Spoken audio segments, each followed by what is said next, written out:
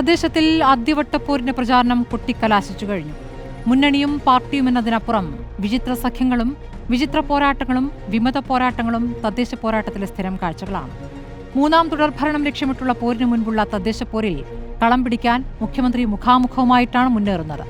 3 മുഖാമുഖങ്ങൾ കഴിയുമ്പോൾ അതിദാരിദ്ര്യമുക്ത കേരളത്തിൽ തുടങ്ങി പതിവ് ചോദ്യങ്ങൾ അവസാനിക്കുമ്പോൾ നിശ്ചയിച്ചുറപ്പിച്ച ഒരു ചോദ്യം വരും: ജമാഅത്തെ ഇസ്ലാമി.